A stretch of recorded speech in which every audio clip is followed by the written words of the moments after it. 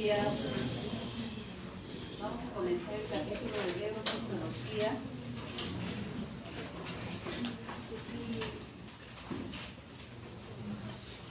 Siempre les recomiendo a los alumnos potenciales neuronales y para eso necesitamos hablar de la neurona, de la función neuronal. Ustedes ya han hecho neuroanatomía y para hablar de fisiología necesito yo una base anatómica. Y cuando uno habla de una base anatómica nos estamos refiriendo al cerebro. En algún momento vamos a hablar, no de las áreas, porque me gusta mucho extrapolar y comparar lo que fue hace un tiempo y lo que es actual, ¿no? La neurofisiología ha avanzado muchísimo, ha dado pasos agigantados a raíz de que aquí han llegado estudios especiales justo de neurofisiología, ¿no? Antes no se podía estudiar la neurofisiología porque es un hecho bastante complicado. Hoy día ya llegaron máquinas, por ejemplo, la resonancia magnética funcional o, por ejemplo, la tomografía con emisión de positrones, ¿no? Entonces, ya uno puede ver hallazgos neurofisiológicos en una placa, cosa que hace muchos años no se podía. Entonces, esto es de la época de Brodmann y me gusta traerlo porque Brodmann fue un hombre brillante en su época y él creó estas áreas que hoy día fundamentalmente sirven para ubicarnos nada más, pero la concepción que Brodmann tenía era de que cada área tenía una determinada función, lo cual hoy día ya no es cierto, ¿no? Entonces, ahí tenemos las áreas que sirven cuando uno está en sala de operaciones, puede servir porque nos ubica, ¿no? Dónde está la cisura de Silvio, delante de la cisura, ¿no?, de Silvio, y acá tenemos la de Rolando. Acá tengo un lapicito. Entonces hablamos, ¿no?, de esta parte que se refiere, por ejemplo, aquí en el área 4 se encuentra ya, está demostrado el homúnculo motor, ¿cierto? Pero ¿por qué mencionamos esto del homúnculo motor? Esto me sirve para decir de que siempre han habido casos de infartos cerebrales, por ejemplo, en esta área, que es el área 4 de Brodmann, y cuando uno piensa en un infarto cerebral, de inmediato el médico tiene que pensar que si hubo un infarto cerebral en el lado izquierdo, la hemiplegia o hemiparesia va a ser en el lado opuesto, ¿no es cierto? ¿Por qué? Porque la vía piramidal se decusa, eso ya ustedes lo deben saber, ¿no? Entonces, van a llevar cardio, me parece que el próximo capítulo, y van a saber ustedes también que lamentablemente, digo lamentablemente, la mayor parte de personas a partir de los 50 años comienzan a sufrir de la presión arterial. Ya hay hipertensión arterial. Lamentablemente hay que tratarla, y digo lamentablemente porque hay mucha gente que no se trata la hipertensión arterial, y entonces la hipertensión arterial destruye los vasos sanguíneos y muy fácilmente hacen un infarto cerebral. ¿Cuántas veces ha llegado al hospital pacientes que estaban en perfecto estado y que luego la familia llega desesperada diciendo de que su papá no se puede mover, que se acostó perfectamente pero que ahora no se puede levantar, y resulta que llegan a la emergencia y nos damos cuenta que no puede mover un hemicuerpo, no puede mover ni el brazo, ¿no?, ni el brazo derecho ni la pierna derecha. ¿Frente a qué estamos? Frente a un infarto cerebral, ¿no?, de la arteria cerebral media, que ustedes saben que irriga la cara externa. Realmente la arteria cerebral tiene muchos vasitos pequeños y basta que uno de ellos, por el efecto de la hipertensión arterial, se obstruya y entonces vamos a tener un infarto cerebral. Antiguamente, gracias. Perfecto, gracias. Antiguamente, cuando llegaban los pacientes desesperados, lo primero que preguntaban preguntaban, ¿no?, era si el paciente, su familiar, se iba a recuperar o no.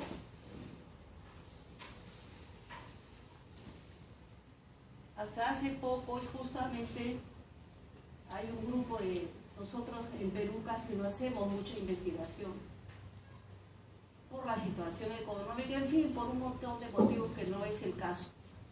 Pero hay otros países que sí hacen investigación. Por ejemplo, España.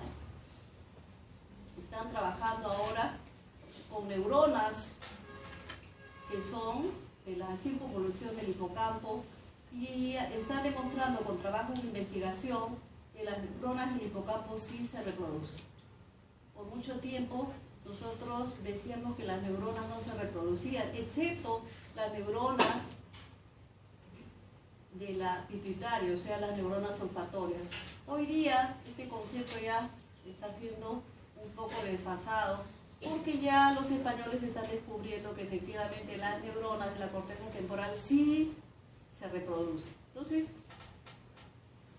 pero esa característica de que las neuronas no se reproducían, repito, ya es un concepto que está quedando en el pasado.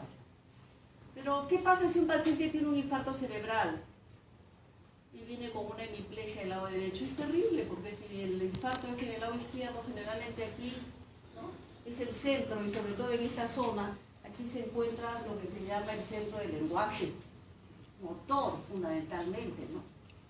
Entonces el paciente les queda mirando sin habla. Los familiares, por supuesto, es terrible ver a un familiar, al papá o a la mamá, es espantoso ver a un familiar que está en esas condiciones. El familiar le pregunta a ustedes,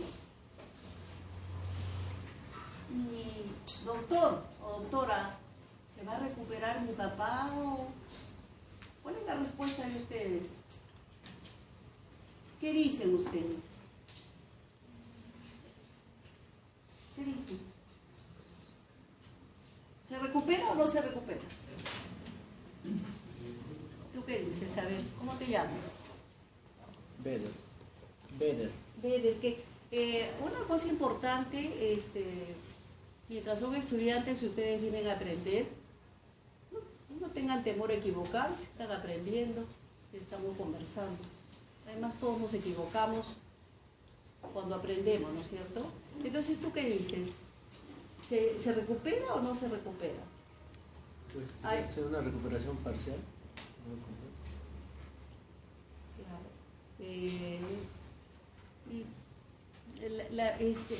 Vamos a ser concisos en nuestra respuesta, ¿no? Ahí él se está riendo. ¿Por qué te sonríes? Me gusta que sí, ¿por qué te sonríes? Sí. Sí, el de la... ¿O es por nerviosismo? No, la pregunta es, acostúmbrese, también es algo interesante, ¿no? Responder a lo que se le pregunta. ¿Se recupera o no? ¿Sí o no? Tienes dos opciones. O sí se recupera o no se recupera. ¿Sí o no? No se recupera. A veces, así me gusta que sea valiente, que diga no. Ya. ¿Y tú? ¿Qué dices tú? ¿Cómo te llamas tú? Paolo, ¿tú qué dices? ¿Se recupera sí o no? No se recupera. Muerto cerebral. No se recupera. Entraría en muerte cerebral, dices. O sea, muerte del área, pero un infarto es... claro, un infarto es, efectivamente, muy bien, perfecto. Efectivamente, un infarto es la muerte, ¿no? Del área. Muy bien, de todas las neuronas, ¿no es cierto? Entonces hay un grupo de neuronas que mueren, vamos a suponer acá las del área 4, ¿no es cierto? Claro, bien manejados los términos, ¿no? La respuesta es concreta. La respuesta es concreta. El paciente está tirado en la cama y así lo vas a recibir como médico. Cuando hagas tu emergencia, el paciente no se va a poder levantar, ¿no? Y tampoco va a mover ni el brazo derecho, ni la pierna izquierda, ni te va a hablar en ese momento, ¿no? Es increíble ver un paciente así. La respuesta es que sí se recupera. Sí se recupera. ¿Por qué? ¿Por qué se recupera? Ahora, porque siempre tiene que haber un porqué. ¿Por qué se recupera? Porque existe una característica de la neurona que es excelente, que es maravillosa, fabulosa, y que es que las zonas vecinas, por ejemplo, el área 6, por ejemplo, el área 8, van a asumir una nueva función. Eso se llama, en neurofisiología, plasticidad neuronal. Esa es la palabra. Plasticidad neuronal es que estas neuronas vecinas van a asumir la función para la cual no estuvieron programadas, porque ¿no?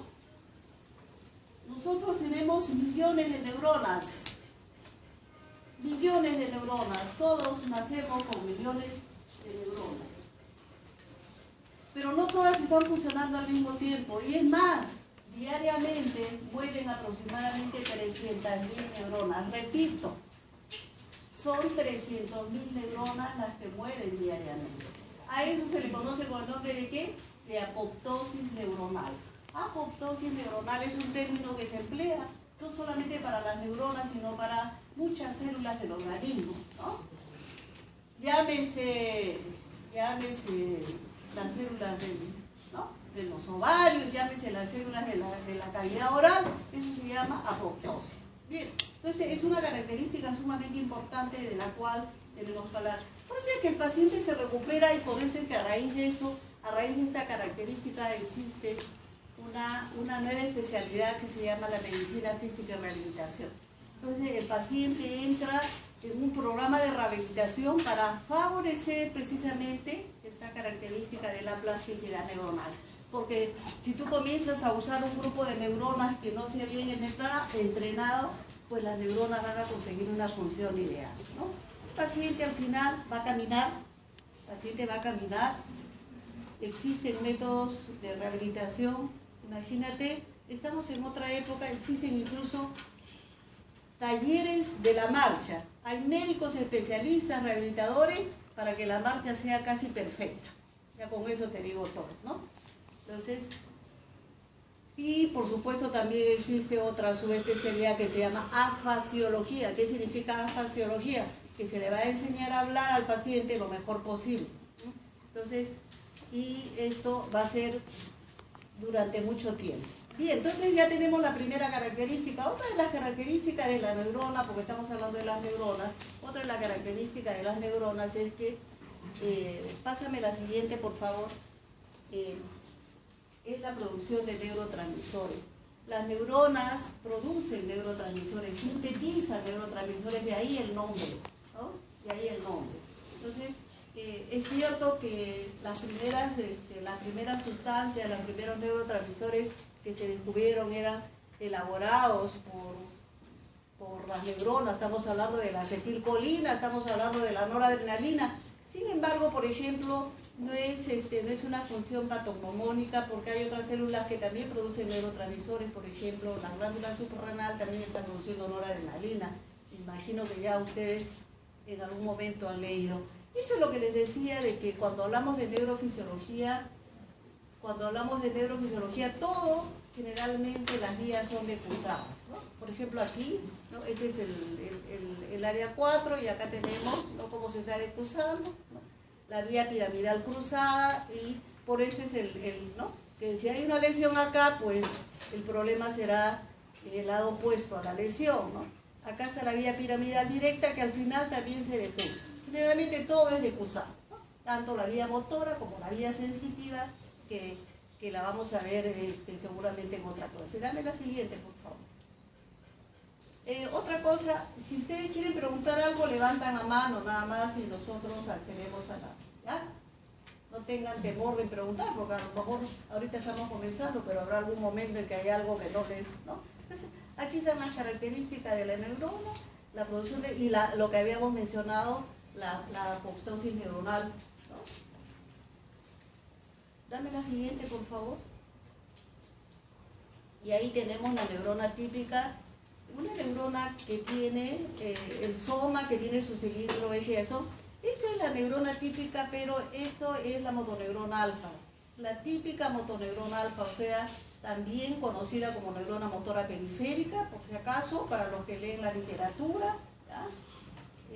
En diferentes libros, o cada autor muchas veces tiene su propia, ¿no?, su propia versión o su propia nominación de las cosas. Repito, segunda neurona de la vía motora se encuentra en el asta anterior de la médula espinal, también se la conoce como motoneurona alfa. Nosotros siempre vamos a hablar de la motoneurona alfa. Esta motoneurona está perfectamente mielinizada, como la ven, y aquí está llegando al músculo, ¿no? Para darle su respectiva inervación. Repito, esta es la segunda neurona de la vía motora, porque la primera neurona está en la corteza cerebral. Muy bien, ¿no? Entonces, directamente saliendo esta, ya hubo la decusación de la vía piramidal, esta sale directamente al músculo, ¿no es cierto? Sale directamente al músculo. Acá tenemos, ¿no?, la vaina de mielina, la célula de Schwann. Ustedes saben que la célula de Schwann es la que va a rodear al axón, y existen las vías muy mielinizadas, o ustedes lo van a encontrar también en la literatura como amielinizada. Pero amielinizada, ese concepto de amielinizada no significa que el axón no tenga nada de mielina. De todas maneras va a tener una pequeña cantidad, pero va a tener, porque siempre va a existir la célula de Schwann, ¿no?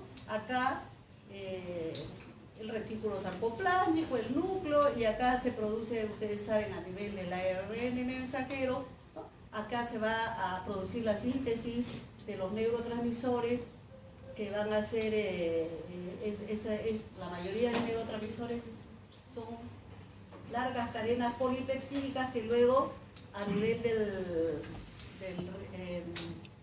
de Golgi, del aparato de Golgi, van a ser encapsuladas, y vamos a tener lo que son las famosas vesículas sinápticas, que contienen los diversos neurotransmisores. El ser humano funciona gracias a los neurotransmisores. Por lo tanto, nosotros le vamos a dar bastante hincapié a este asunto de los neurotransmisores. Los neurotransmisores tienen que estar en cantidades perfectas y perfectamente equilibrados dentro del ser humano. Si hay una disminución de un neurotransmisor, aparece una patología. Por ejemplo, si hay una disminución de la serotonina, aparece la depresión, por ejemplo. Por eso es que es importante para el médico saber, ¿no?, acerca del funcionamiento de la neurona y sus neurotransmisores que son producidos. Dame la siguiente, por favor, por las neuronas. Los neurotransmisores producidos a nivel, generados a nivel citoplasmático, van a ir, si vas hacia atrás, por favor, hay un transporte que se llama el transporte anterógrado, que va desde aquí hacia la terminación nerviosa, ¿no? Las vesículas sinápticas obviamente tienen que hacer un viaje, a esto se le llama transporte axonal anterógrado, ¿no?, y van a ser depositadas a nivel de la sinapsis. Este transporte es realizado por una proteína que le da cierta rapidez, que se llama la kinesina, como le dicen los ingleses, kinesin, o en español la cinesina, ¿no? Entonces es una velocidad aproximada de unos 400 milímetros al día. Dame la siguiente, por favor. Y el transporte retrógrado, que es en el sentido contrario. Acá está lo que les decía, 400 milímetros por día, la cinesina, y el transporte lento de 0.5 a 10 milímetros por hora. ¿Cómo verificamos este transporte lento? Lo vamos a ver. No olvidar el transporte retrógrado, ¿no?, que lo realiza otra proteína, la dineína, que va a 200 milímetros por día, ¿no? Esta proteína va transportando, entonces después que se evacuaron a nivel de la sinapsis, la dineína lleva nuevamente los restos de neurotransmisores que quedaron, ¿no? ¿A qué se llama el transporte lento? ¿Dónde se verifica el transporte lento? Normalmente he tenido la oportunidad de ver muchos casos de lesión de los nervios periféricos. Hoy día se ha puesto muy de moda el corte en los ataques por arma blanca, y hay una actitud que todos los seres humanos hacemos siempre, y es una actitud de defensa, ¿no? Uno de los nervios más lesionados es el nervio cubital. ¿Por qué? Porque el nervio cubital está aquí, está a flor de piel. Entonces uno hace esto, y generalmente los cortes, los delincuentes seccionan al nervio cubital. Y como está a flor de piel, lo seccionan totalmente, ¿no? Entonces, un nervio es como un cablecito, como un elástico que uno lo tiene aquí y que cuando es seccionado, el cabo, ¿no?, distal se retrae, ¿no?, es como un elástico cortado, ¿no?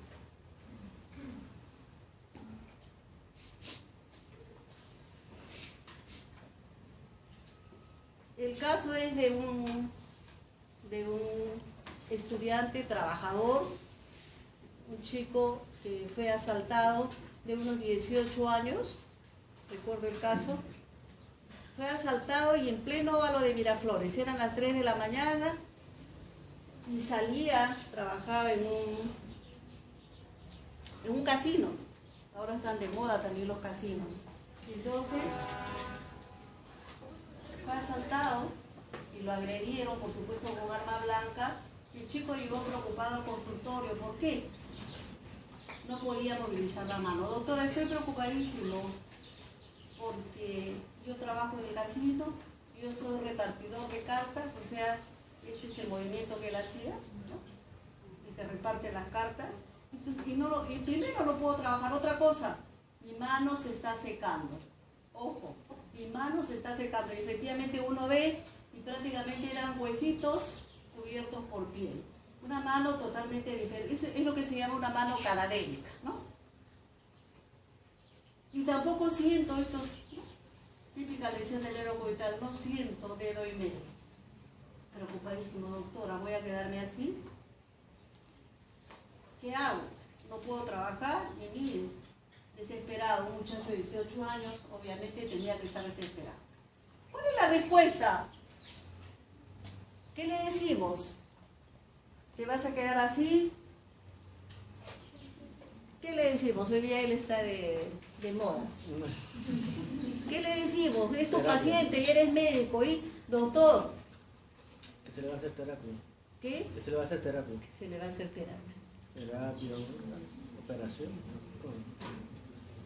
Terapia y operación. ¿Por qué operación? Pero si el nervio se ha soltado por el nervio cubital, ¿cómo lo puedes recuperar? Muy bien. No se recupera. Me gusta la idea. Me gusta la idea, o sea, la idea es buena. Pero el otro nervio lo pueden ayudar, ¿no? La idea es buena, pero él algo sí se va a recuperar, pero incluso mencionó la parte quirúrgica. Muy bien. Muy bien, porque acabamos de decir de que se retraen los cabos. Entonces, imposible, están retraídos. Entonces, ¿qué tenemos que hacer primero? Cirugía del nervio. Ahora estamos en una cirugía altamente especializada. Se entra con un microscopio y se unen, ¿no? Se tiene que unir el nerviecito, se le hacen unos puntos. ¿Por qué? Porque hay una característica del axón, que el axón sí se regenera, el axón comienza a crecer. Ese crecimiento del axón después de un corte se llama regeneración valeriana. Eso también lo van a encontrar en la literatura. Regeneración valeriana. Regeneración. Por ahí habrá alguna, me parece que hay una diapositiva.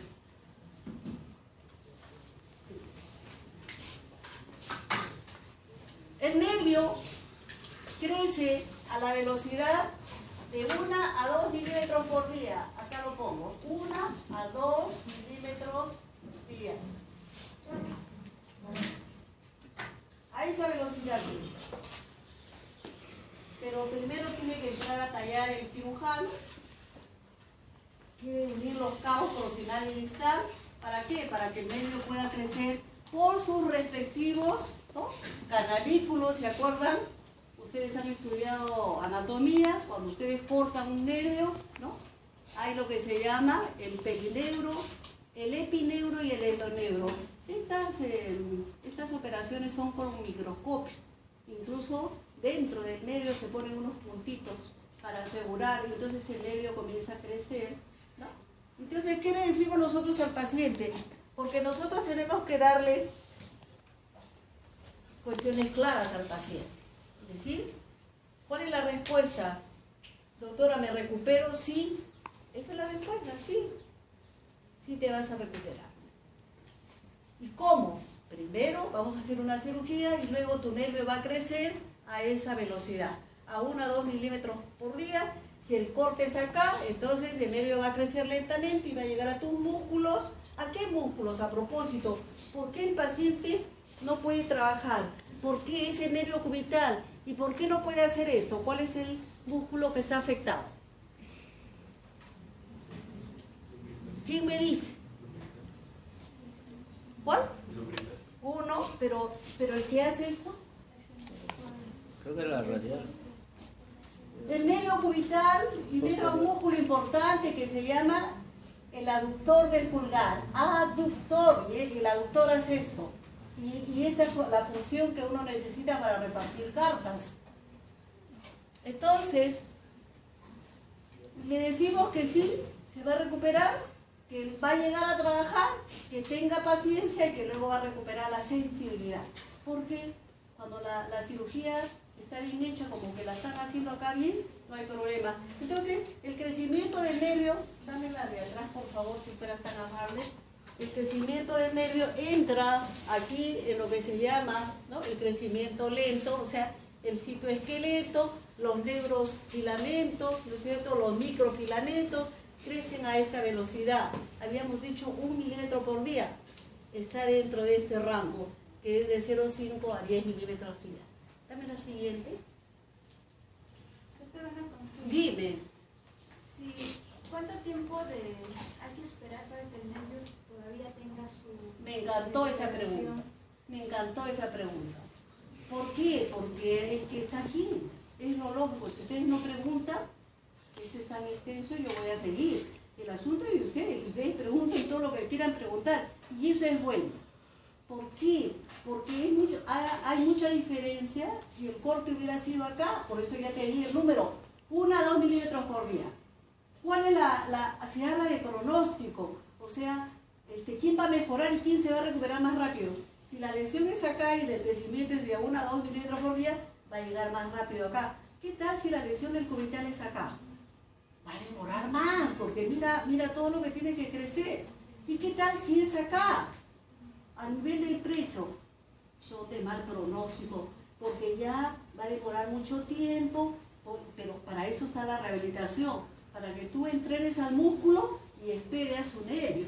Porque si el paciente no está en rehabilitación, el músculo se va a atrofiar. Porque, ¿qué es lo que dijo el paciente? Ojo, miren cada detalle. Ustedes tienen que apreciar cada detalle. Yo dije que el paciente venía y se quejaba de que tenía una mano cadavérica. ¿Por qué? Porque hay una atrofia muscular severa. Cuando hay lesión de nervio, y ahí está perfecta tu pregunta, vamos para atrás, por favor dame la diapositiva de atrás, la otra. Cuando hay lesión de nervio, la otra, cuando hay lesión de nervio, mira, esta es la motoneurona alfa, el nervio es el axón de la motoneurona alfa. De tal manera que cuando la lesión es mucho más cerca a la neurona, es de peor pronóstico, como tú bien has preguntado. Pero acá hay una lesión a este nivel, este es de mejor pronóstico. ¿Te das cuenta, no? Entonces, es lo que le tienes que decir al paciente. El paciente tiene que estar informado de todo. Dame la siguiente, ahora sí. ¿Ya? ¿Ahora sí? Sí, ¿no es cierto?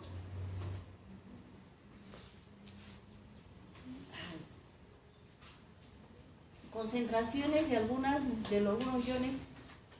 Dame la siguiente para la otra, por favor, es bien claro. Ustedes muchas veces, sí, acá tenemos que hablar de las gradientes, ¿no? Dame la de atrás, por favor, concéntrense.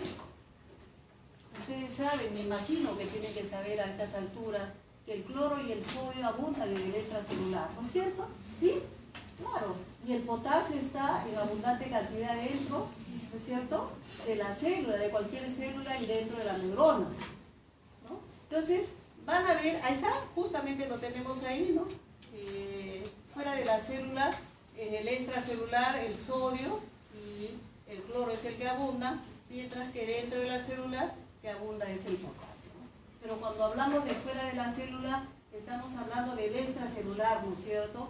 Y cuando hablamos del extracelular, forma parte del extracelular, ¿no es cierto qué? El intersticial y el intravascular. Por lo tanto, esto es importante para nosotros. Porque cuando hablamos de extracelular, prácticamente estamos hablando de nivel plasmático. ¿Importante? Claro que sí. ¿Por qué? Porque cuando llega un paciente a la emergencia, ¿qué es lo que haces tú primero? Le pides un análisis de sangre a todo paciente. ¿Por qué le pedimos un análisis de sangre? ¿Por qué? ¿Qué esperas encontrar? Esperas encontrar una serie de sustancias, como por ejemplo, pides niveles de sodio, niveles de cloro, niveles de potasio. A nivel plasmático estás hablando del extracelular. Entonces, por eso es importante esto. No sé si esto lo podemos levantar y explicar un poco acá. ¿Sí? O ya no se puede, si no se puede no importa. ¿Ah? ¿No se puede? Ah, ya. Listo, se acabó. Dame la siguiente. Entonces... No, pero si no, o si no, como un hoja en blanco, ya. Ya, ahí nomás. Entonces, a un costado acá voy a... Súbelo. Sube y pon una hoja en O puede ser acá en este costado, ¿no? en blanco. Diapositiva en blanco.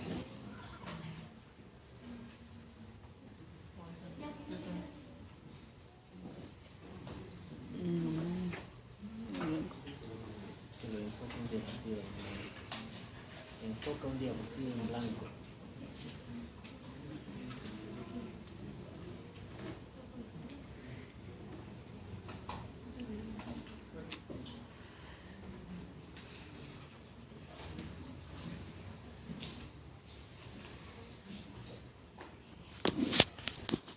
En condiciones normales,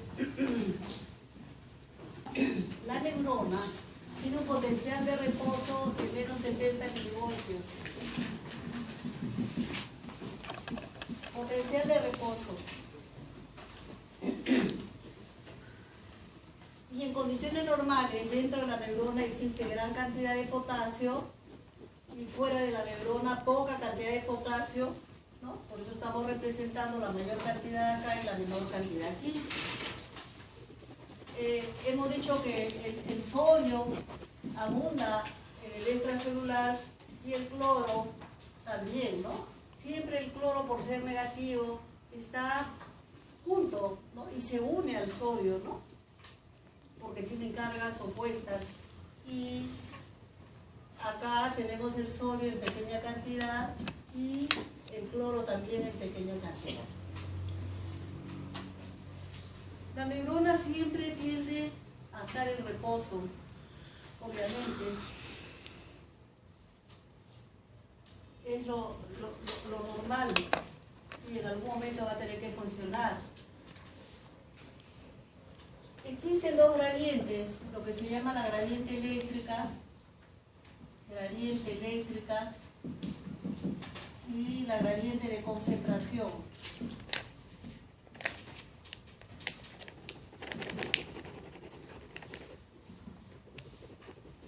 La gradiente eléctrica, ¿a qué se llama? Vamos a suponer el gradiente eléctrica lo vamos a hacer en azul, ¿ya? Y la gradiente de concentración luego la vamos a poner en rojo. Entonces, por la gradiente eléctrica hay una ley que ustedes la conocen en la secundaria: polos opuestos se atraen, polos iguales se repelen, ¿no es cierto? Entonces, siendo la neurona en el reposo un ente negativo porque tiene menos 70 milivoltios, vamos a tener que, en condiciones normales, el sodio, que tiene una carga positiva, por la gradiente eléctrica va a ser tremendamente atraído. Por eso pongo una flecha de atracción. El potasio, por tener carga positiva, también va a ser atraído, ¿es cierto? Porque, repito, la neurona es negativa. Y el cloro, como al ser negativo, se van a repeler, ¿no es cierto? Por lo tanto, la flecha es en el sentido contrario, ¿no? Pero por la gradiente de concentración, o sea, se refiere a la cantidad de sustancia, ¿no? Va a ser todo lo contrario, ¿no? Porque por la gradiente de concentración, por ejemplo, el potasio que está en abundante cantidad dentro de la neurona, el potasio va a salir, por ejemplo, ¿no? El cloro cloro, que más bien, como afuera hay una gran cantidad, el cloro tiene la tendencia a entrar, ¿no? Acá está. Mientras que el sodio también está en abundante cantidad afuera, por lo tanto el sodio también va a tener esa necesidad de ingresar. Ahora si nosotros miramos la pizarra, ¿qué es lo que vemos? Vemos prácticamente que por un lado, por una yendo de abajo hacia arriba, ¿no? Por un lado, por una gradiente el cloro sale y por la otra el cloro entra. Igual para el potasio, por una gradiente entra y por la otra sale. Pero ¿qué pasa con el sodio? Observen las flechas. Las flechas siempre están para... El sodio está ingresando. El sodio está ingresando y en grandes cantidades durante el reposo. Este es un estudio que lo hizo un genio hace muchos años, ¿no? Y que se llamó NERS, ya lo vamos a ver, hay una diapositiva. Entonces, él se dio cuenta de esto en sus investigaciones y dijo, pero y entonces, ¿cómo es que en el reposo se mantiene el potencial de neurona? Y entonces dijo, ajá, ¿qué existe en la membrana de la neurona? Algo que se conoce con el nombre de ¿qué? ¿Quién saca el sodio? ¿Cuál es la? Muy bien, efectivamente, esa es la bomba de sodio y potasio. Entonces, la bomba de sodio y potasio, ¿no? Lo que hace es sacar continuamente al ion sodio. Como si fuera poco, existen también para compensar ese ingreso de carga positiva, existe algo que se conoce con el nombre de conductos pasivos de potasio. Conductos pasivos de potasio, ¿no?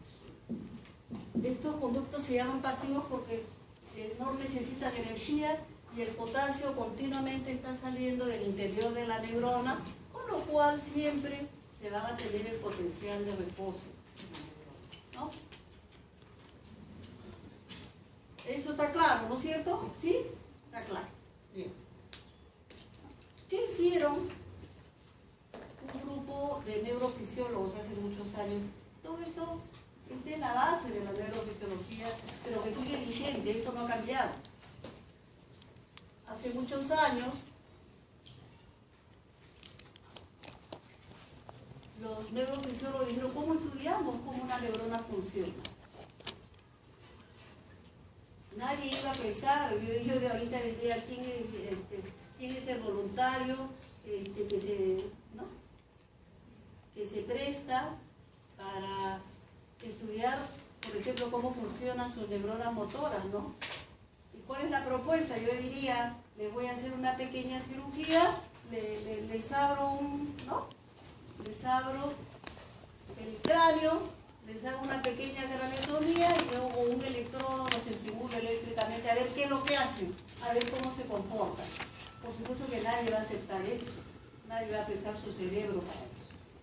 Por lo tanto, esto de los potenciales neuronales fueron estudiados, se le ocurrió a un neurofisiólogo que existían unas especies gigantes de calamar y entonces comenzaron los estudios con esta especie gigante, ¿no?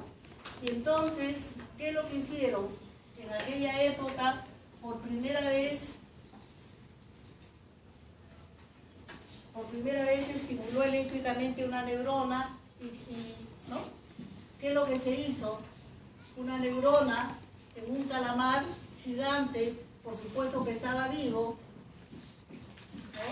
¿Qué le pusieron a este calamar? Esto acá hay -70, entonces idearon un aparato, un electrodo que tenía la forma de aguja, ¿no? Y lo llevaron a un osciloscopio de rayos catódicos, ¿no? Y un aparato de esos televisores antiguos que tenían varias, ¿no? Y lo trajeron acá.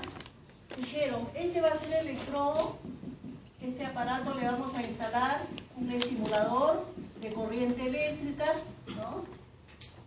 Corriente eléctrica, le vamos a ver, este es un tipo de estímulo, el estímulo eléctrico, y entonces, y por otra parte vamos a hacer, por supuesto el calamar estaba vivo, ¿no?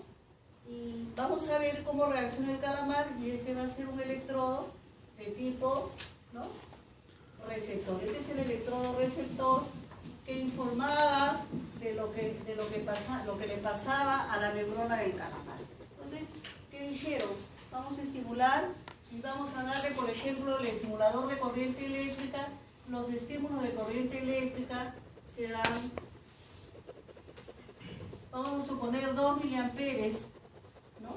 Miliamperes es la intensidad de la corriente eléctrica. Ellos se dieron cuenta de que cuando le daban 2 miliamperes al calamar, ¿qué pasaba? Se abrían 2 canales, ¿no? Se abrían 2 canales de sodio. Y entonces entraba, ¿no?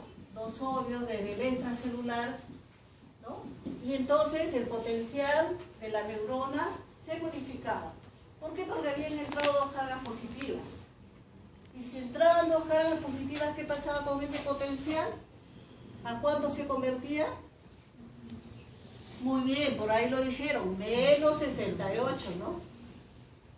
68, menos 68 milivoltios, ¿no? Pero se veía, le daban una descarguita, entonces, es dar una descarga eléctrica, ¿no? Le daban una descarguita, pero el animalito, la especie, el calamar, no se movía para nada, estaba tranquilito, pero lo que se veía en la pantalla era un movimiento así pequeñito, pero nada más. Si le aumentaban la intensidad de la corriente, vamos a suponer que la aumentaban a 4, ¿no? Entonces, veían que se abrían más canales, ¿no? Unos 2 canales más, ¿no? Sodio, y esto también se modificaba. Resulta que entonces, ¿en cuánto estamos? En menos 66, ustedes están sumando mejor, los felicito, menos 66 milivoltios. Entonces ellos dijeron, ah, qué interesante, o sea, a mayor estímulo, mayor apertura de canales allá. Entonces le vamos a dar una gran descarga eléctrica, a ver qué hace el calamar. Y efectivamente le aumenta una descarga aproximadamente de unos 15 miliamperes, y cuando ellos le dan esa descarga de 15 miliamperes, se abren la mayoría de los canales, muchos canales se abren, ¿no? ¿Y qué es lo que se ve? Ahora sí, lo que se ve en la pantalla es esto, ¿no? Se ve como un potencial de acción. Primero se dibuja el potencial de acción, y en el momento en que se dibuja el potencial de acción, se ve que el calamar mueve todos sus tentáculos. O sea, el potencial de acción, ¿no? Es el que produce previamente el movimiento.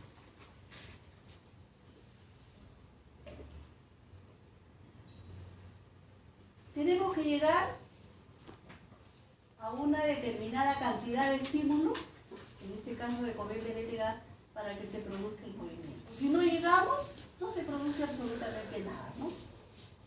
Y a esos estímulos se llaman estímulos subumbrales. Si nosotros dibujamos al máximo,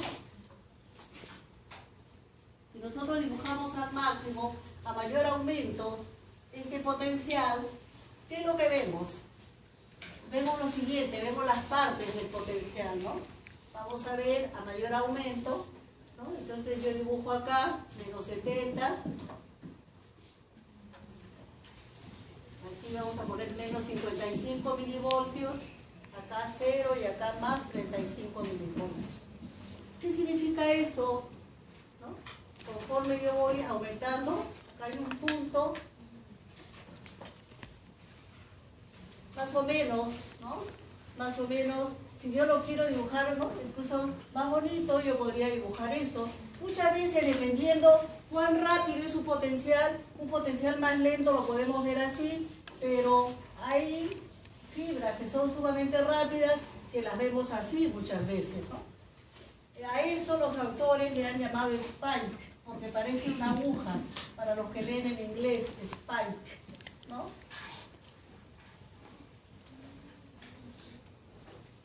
A veces se ve como una agujita, ¿no? Por eso se le llama spike.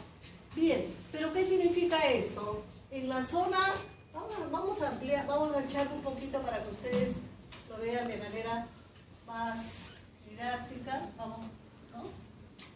Vamos a echarlo así, ¿no? Y entonces, ¿qué es lo que vamos a ver? Que que acá hay una zona de subida, hemos dicho que acá hay ingreso de sodio, ¿no? Sodio, ¿no? Hasta que llega a un punto. O sea, la neurona se llena de sodio casi hasta el borde de la explosión. Hay un punto, hay un tope que coincide con más 35 milivoltios, porque ya lo habíamos visto, cómo va disminuyendo el potencial hasta la neurona se convierte en un ente positivo llena de sodio. Si ingresó tanto sodio, ¿qué es lo que va a salir acá? Repito, ¿no? ¿Por qué baja? Porque tienen que salir cargas positivas. ¿Cuál es el ion que sale? Muy bien. Claro, lo lógico para la neurona sería, pero si entró tanto sodio, lo lógico es que salga sodio. Pero no, el primer ion en salir es el potasio, ¿no? Acá tenemos salida de potasio. A la neurona lo que le interesan son las cargas, si son positivas o negativas. No le interesa qué ion sale, ni tampoco le interesa ser lógica. Pero, de todas maneras, ha ingresado tanto sodio que en algún momento, ¿quién va a sacar el sodio? Muy bien, entonces acá también va a tener que salir pues el sodio, ¿no? Y obviamente acá está entrando a tallar la bomba de sodio y potasio.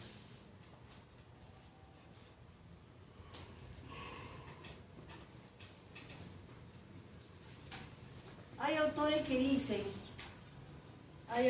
dicen que a la bomba se le pasó las manos, ¿no? ¿Por qué? Porque acá saca demasiado sodio y entonces acá hay una parte negativa aún por debajo de menos 70 milivoltios. Si nosotros queremos ser un poco didácticos, y en la mayoría de los libros, a esta fase de subida se la llama despolarización. Despolarización.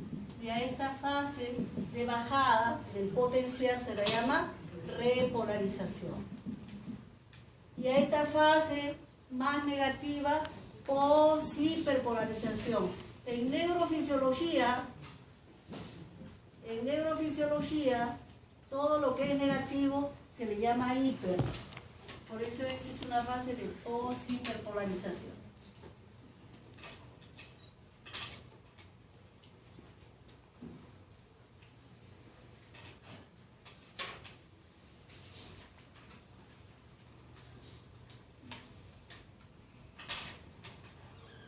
Hay neuronas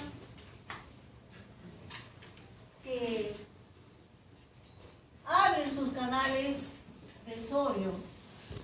Estas neuronas, porque hay miles, hemos dicho millones de neuronas en el sistema nervioso, millones.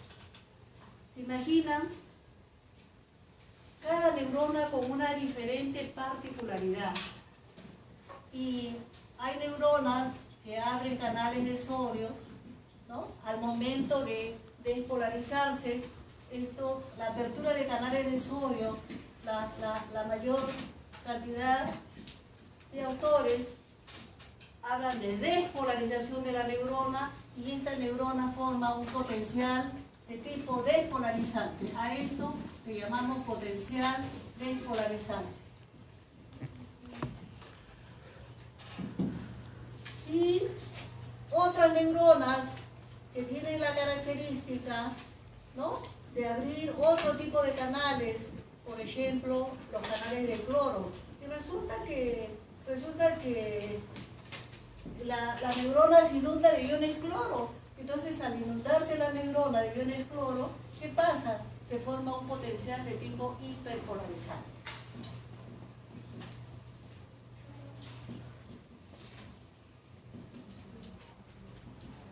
¿Está claro entonces? Hiperpolarizante. Cuando uno habla de potenciales hiperpolarizantes, estamos hablando de inhibición neuronal, inhibición.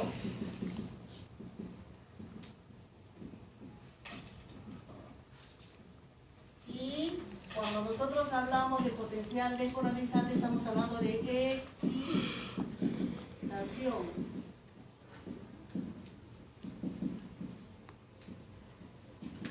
Excitación neuronal.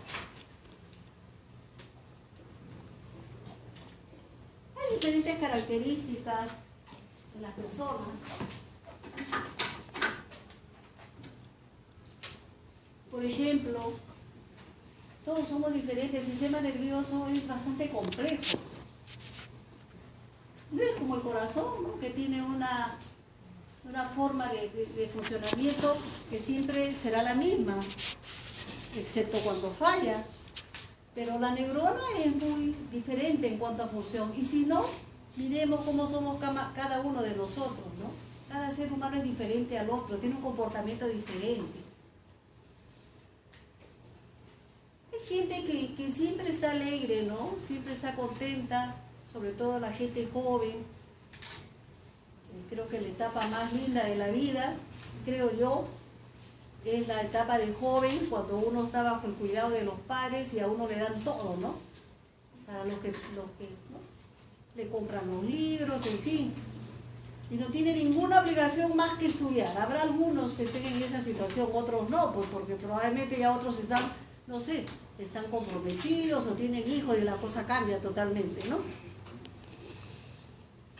Pero hay gente que siempre está alegre, ¿no? ¿Quién de acá, chica o varón o mujer, quién de ustedes, de sus compañeros, es el más alegre o el que siempre está con una sonrisa? Hay gente que tiene una característica. ¿Quién está siempre con una sonrisa, siempre está tranquilo, contento? ¿Quién? Hay gente que es así. ¿Quién? Y que siempre está con una sonrisa en la... ¿Alguno? ¿Ninguno? No me digan que todos son tristes. ¿Nadie?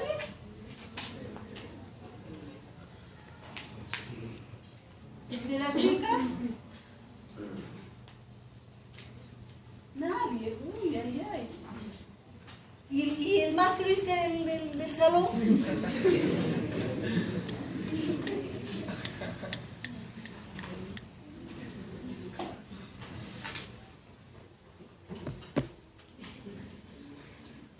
Yo sí tengo varias colegas que siempre están contentas y con una sonrisa en la boca, alegres. Entran al congreso y se ve, ¿no? Porque se ve la energía que traen, ¿no? Contentas, felices de la vida, soltera ella.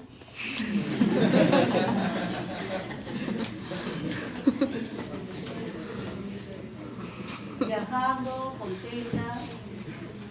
Sin embargo, en este tipo de personas, yo tengo una amiga que se nota, cada vez que entra a un congreso, se nota la alegría por todas partes, porque entra incluso como que taconeando el zapato, ¿no? Entonces se nota, ¿no? Y uno dice, caramba, qué contenta está.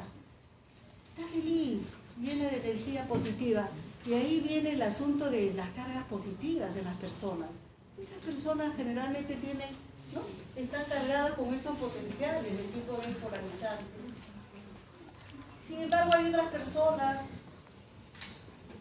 yo recuerdo un alumno, no sé, en mi promoción todos los alumnos todavía siguen siendo divertidos, en mi época todos tenían una chapa y a uno le pusieron el triste. Entonces, siempre, no, es que es la actitud, es que eso se nota. Ustedes como médicos tienen que saber notar, el paciente cuando entra, desde que entra, ya ustedes tienen que estar viendo la actitud, ¿no? Entonces hay gente que siempre está cabizbaja, pensativa, ¿no? Y entonces él era un alumno que desde que entraba, todo el mundo miraba, ¿no? Que entraba así, medio cabizbajo, pensativo. Y cuando uno le hablaba con él y le decía, oye, pero ¿y por qué estás triste? ¿Qué ha pasado? No, lo que pasa es que mira el gobierno, mira el presidente, mira todo lo que está haciendo. Desde aquella época, ¿no? O sea, enfrascarse, qué triste. Siempre haría algo que a él, que lo ponía triste y él estaba en esa situación. Por eso es que le pusieron de chapa el triste, ¿no? Hasta ahora todo el mundo le dice el triste, ¿no? Entonces todavía está menos, todavía sigue con nosotros. Claro, un poquito ha disminuido la tristeza, pero siempre, ¿no? Siempre había un motivo para estar triste y deprimido. En esta gente hay quienes dicen, oye, aléjate de esta gente que es negativa. Yo no sé si ustedes han escuchado, ¿no? Aléjate porque se te va a poner todo negativo, ¿no? Las cargas te van a inundar, dicen, ¿no? Parece que hubieran estudiado neurofisiología. Estas neuronas que se comportan así son neuronas que están en una situación de inhibición neuronal, ¿no? Entonces, vamos a manejar ese término cuando una persona tiene excitación neuronal o inhibición neuronal. Acá nosotros hablamos de despolarización neuronal y acá estamos hablando de hiperpolarización neuronal. Ojo. Importante porque ahora vamos a ver cómo es que funcionan los neurotransmisores inhibitorios y cómo funcionan los neurotransmisores excitatorios. Por ejemplo, hay un neurotransmisor que es excitatorio y que eleva el estado de ánimo. Estamos hablando de la serotonina, por ejemplo, ¿no? La serotonina es importante para que uno esté contento, ¿no? Entonces, creo que, dame la siguiente, por favor. Ahora sí creo que vamos a bajar esto, ¿no? Vamos a ver.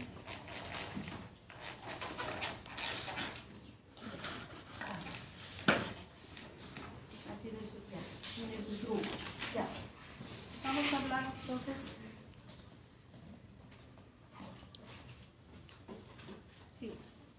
Ven.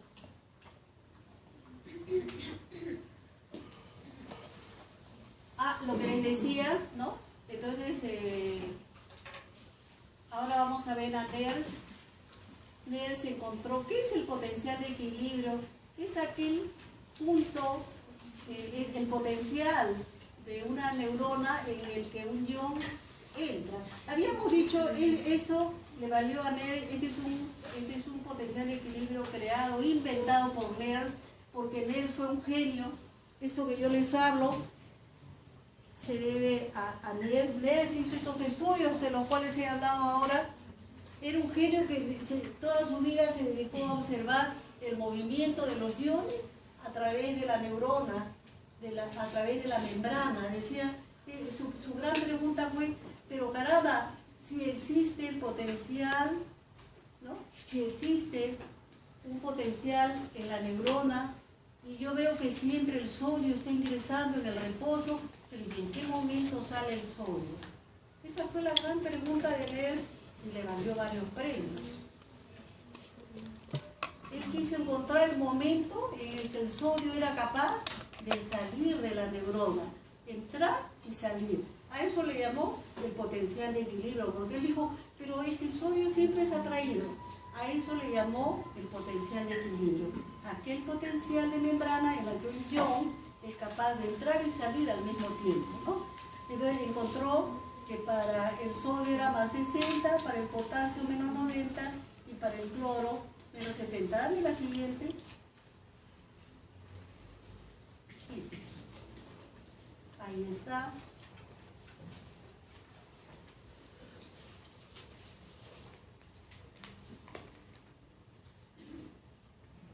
A lo que ya hemos hablado, perfecto. Generalmente, dame la siguiente. Generalmente esas diapositivas son los puntos de los cuales hemos hablado, y lo que les decía, este es el potencial creado por NERS, ¿no? Lo que les había dicho. Él era, como todo genio, encontró una fórmula, ¿no? Al inicio de su vida, cuando él estaba joven, crea la fórmula para encontrar el potencial de equilibrio que se puede encontrar para cada ion, ¿no? Entonces, este es el potencial de equilibrio para el ion cloro, en que R es la constante de estado gaseoso, T la temperatura absoluta, F, ¿no? Los faradios del ion cloro y Z la valencia del ion cloro, ¿no? Multiplicado por la concentración del extracelular sobre el intracelular. Cuando él ve esto, dice, esto creo que está muy difícil, vamos a simplificar la fórmula, y efectivamente ya cuando tiene una edad más avanzada, también la siguiente, publica su nueva fórmula simplificada. Entonces ahí está la fórmula simplificada. Convierte el logaritmo de base natural al logaritmo en base 10, y él dice lo siguiente. En realidad resulta, ahora todo es computador, en aquella época era más difícil, pero ahora hay calculadoras que tienen el logaritmo. Entonces él dice que el potencial de equilibrio es una constante 61.5, ojo, nunca varía 61.5, es una constante, multiplicada por el logaritmo de la concentración